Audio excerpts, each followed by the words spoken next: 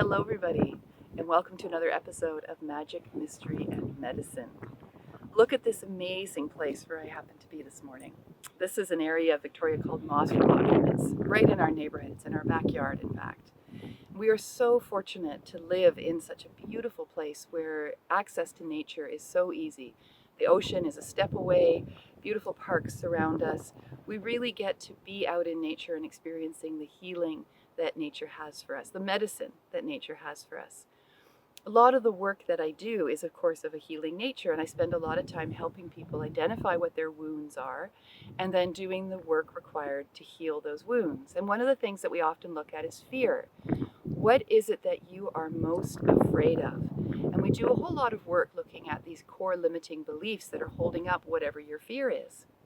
Well, recently I had the pleasure of going down to North Carolina to do some work. And while I was down there, I had this amazing aha moment.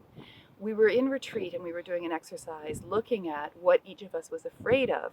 What fear was getting in the way of us leveling up our practices and our work to where we want them to go. And so we were looking at the things that we were afraid of.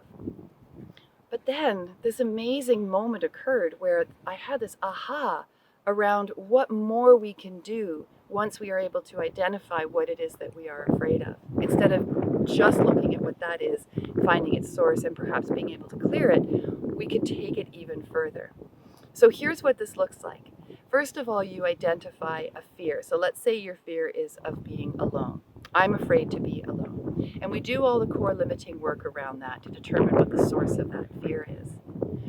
Now, take that same sentence, I'm afraid to be alone, and change it to this, I'm tired of being alone.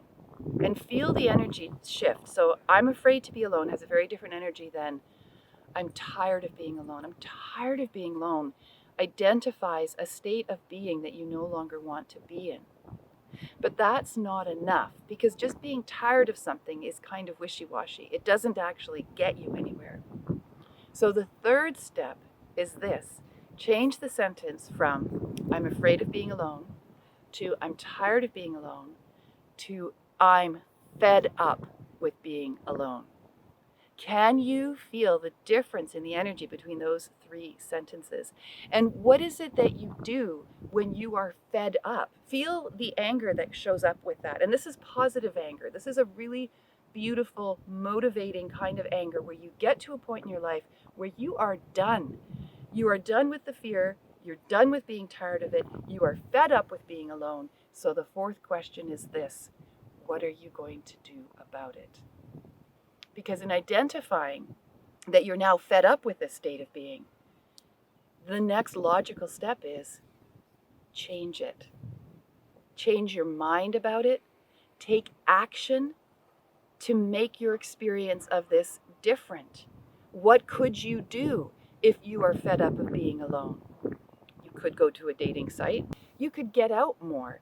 You could join communities. You could join a team. You could volunteer.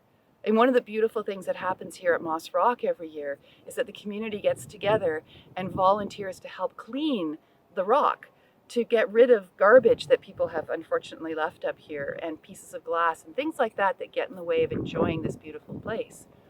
And in doing that, we come together in community. So let's look at this one more time just to pull it all together. I'm afraid of being alone. I'm tired of being alone. I'm fed up with being alone.